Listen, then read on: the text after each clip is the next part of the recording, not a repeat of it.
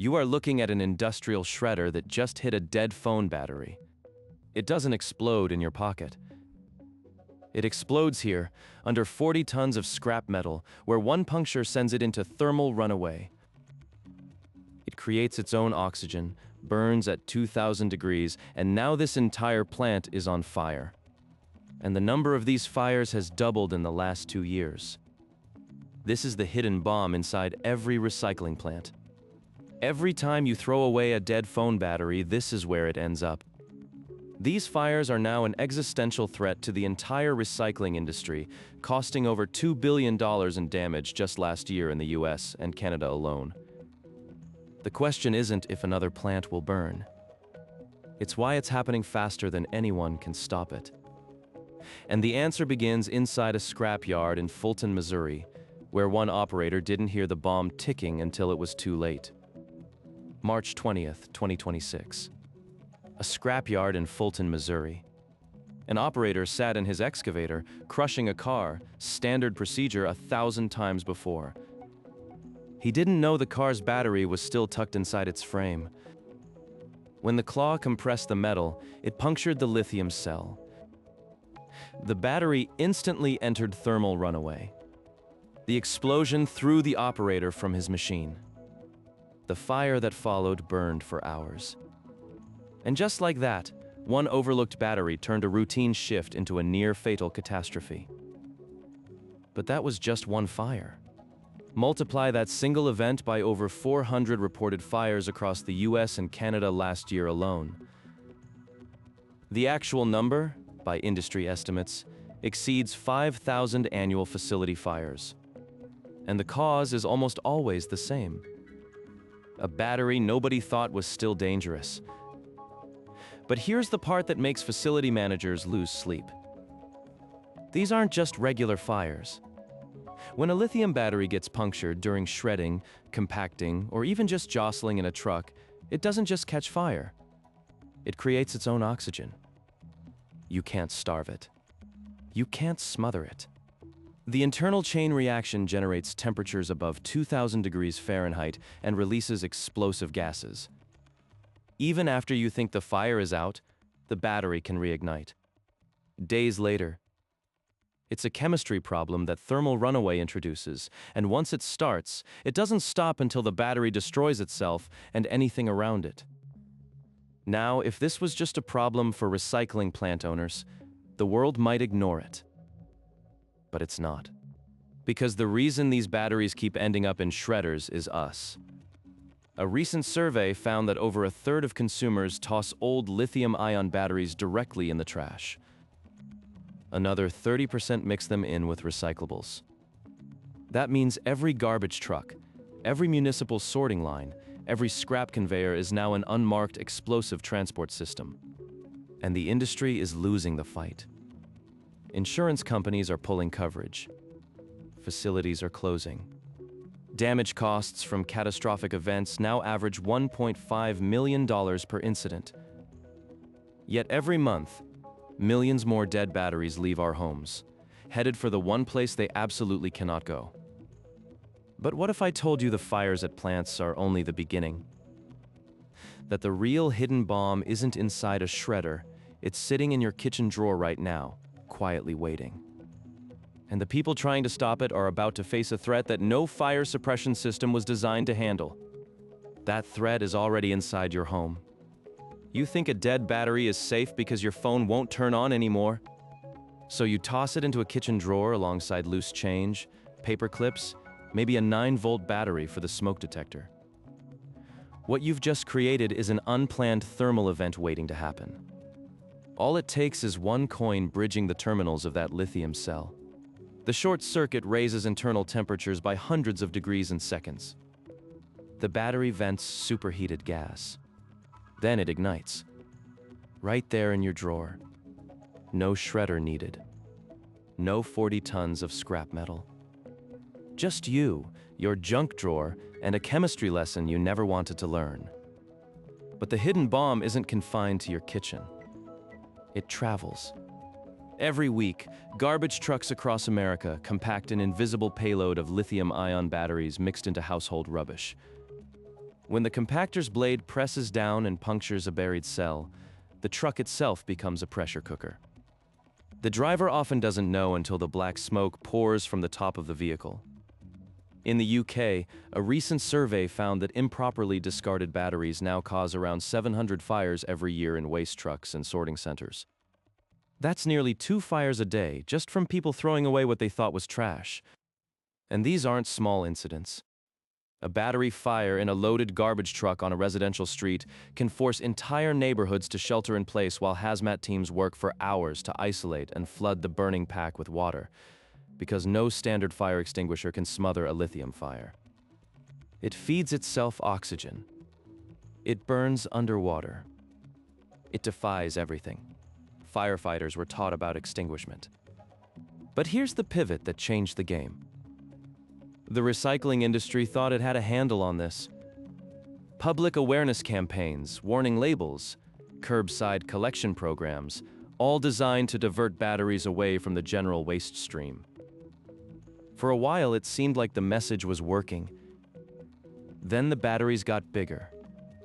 The rise of e-bikes, electric scooters, power tools, and home energy storage meant the average lithium pack entering the waste chain wasn't a 5-gram phone cell anymore. It was a 5-pound monster with enough energy density to level a room. In October 2024, a massive blaze at the Critical Mineral Recovery Battery Recycling Facility outside Fredericktown, Missouri forced evacuation orders for residents as multiple large-format battery packs exploded in a chain reaction that burned for days.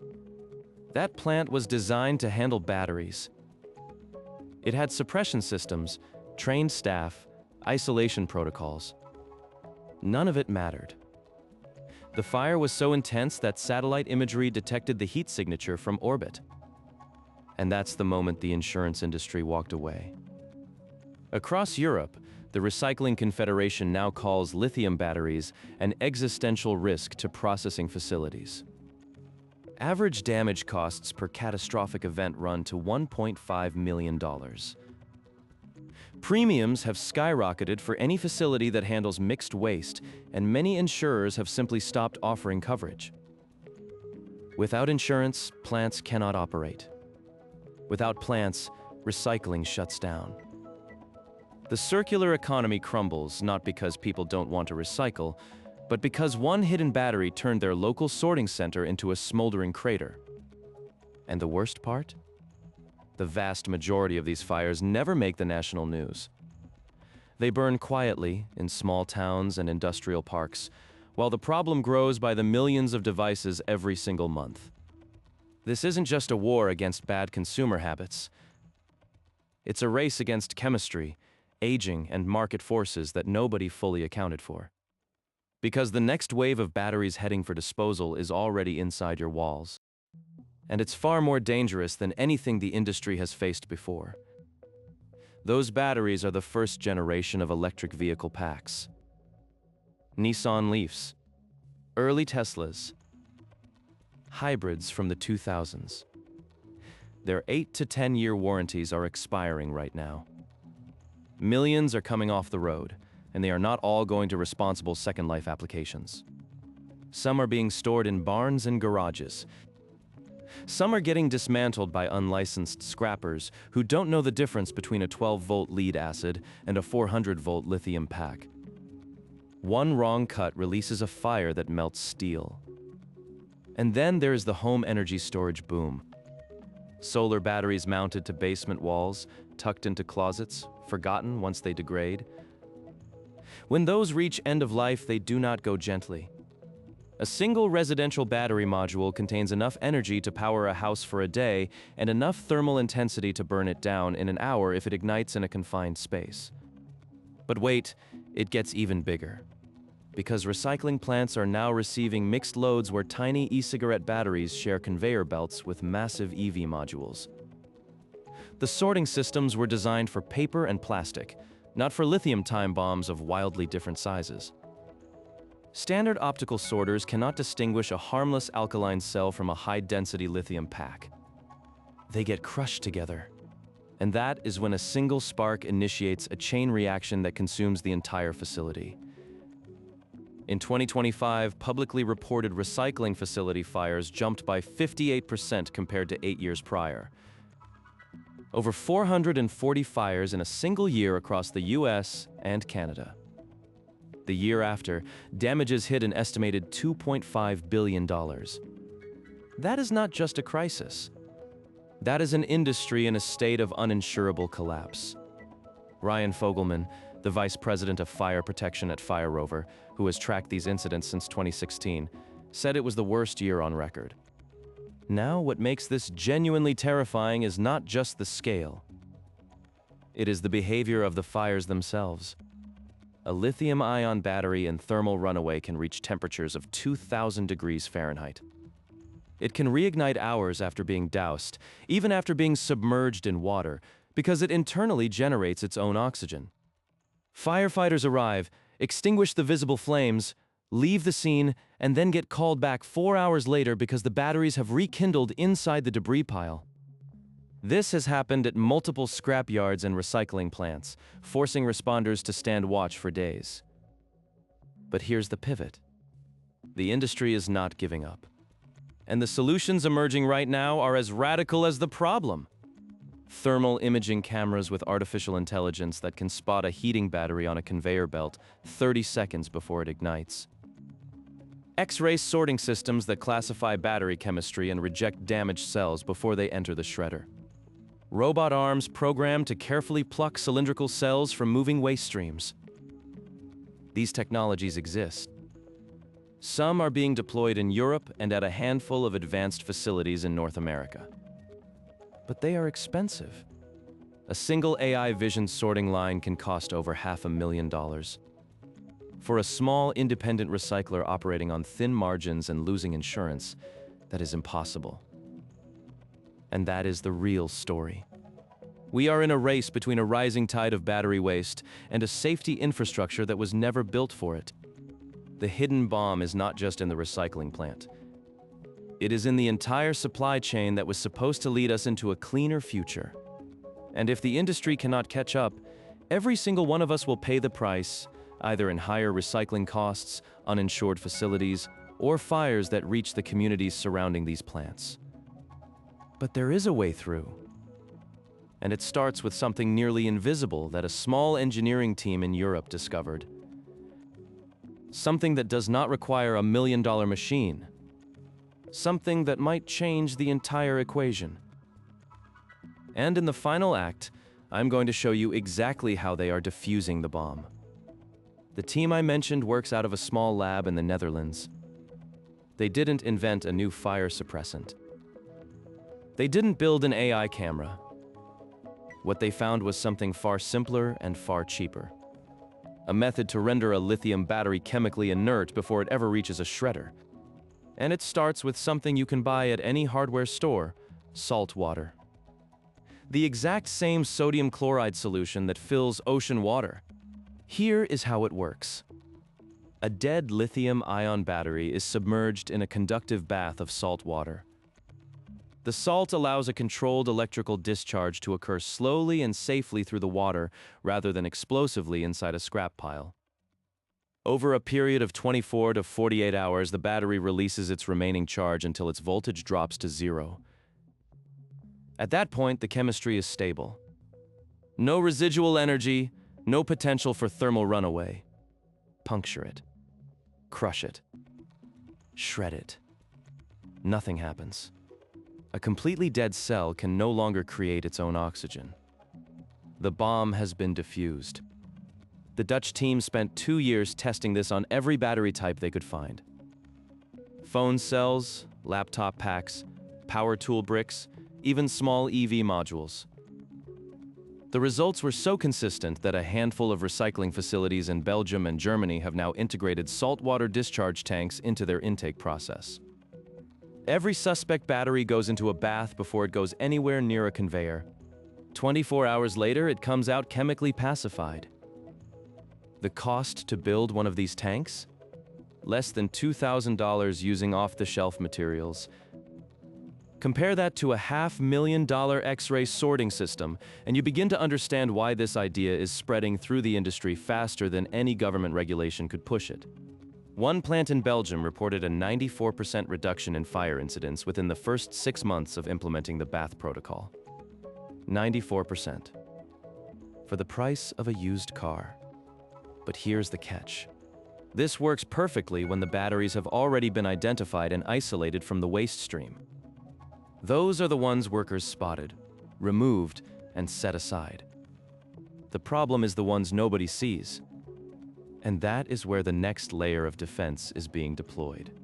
At a facility in Norway, engineers have paired saltwater discharge with a fleet of thermal cameras positioned above the intake conveyors.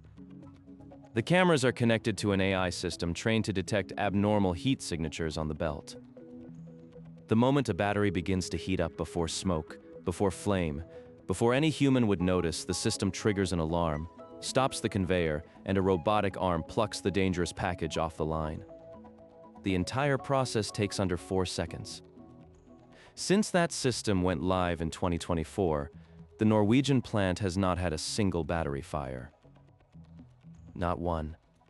But here is the detail nobody expected. The same AI system that spots hot batteries is now being used to teach consumers what not to throw away. Public awareness campaigns in Scandinavia have embedded live footage from these thermal cameras into educational videos shown in schools and municipal websites. People see the actual moment a hidden battery begins to glow on a conveyor belt, and something clicks. That is not an abstract danger. That is a missile hiding in my recycling bin. And the change in behavior has been measurable. Municipalities that adopted this visual education approach saw improper battery disposal drop by over 30% in a single year. And this is where the story loops back to you. All of the technology, all of the AI, all of the salt water baths in the world cannot solve this problem unless one thing changes at the source. The way you throw away a battery. Because here is the simplest thing you can do right now, something that costs basically nothing and takes 2 seconds, yet almost nobody knows about it. When a lithium battery dies, before you put it in a collection bin or store it for disposal, place a single piece of electrical tape over the positive terminal. That tiny strip of tape prevents any accidental short circuit that could turn a drawer into an inferno or a garbage truck into a rolling bomb. 2 cents worth of tape. That is the difference between a safe battery and a fire waiting to happen. And it is the one thing no fire suppression system can do for you. The hidden bomb is not in the plant. It is in your hands. And you just learned exactly how to defuse it. The reality is, every battery you have ever owned is still somewhere. The difference between a recycling plant burning to the ground and a safe, profitable recovery line comes down to one strip of tape. One small decision. But that decision must be made before you close the bin lid. So I want to ask you, what is one battery-powered device you have thrown away without a second thought, and now you are wondering if it ended up starting a fire? Drop it in the comments. I read every single one, and your answers shaped the next investigation. If this story made sense to you, then I think you're going to want to see what we put together. The link is in the first pinned comment. It is something I wish I had known about years ago. Hit subscribe. Not for me, for the next one. Because in the next video, I'm going to show you what happens when these batteries do not burn but get repurposed into something that changes the entire energy equation. And the people building it do not need a power grid.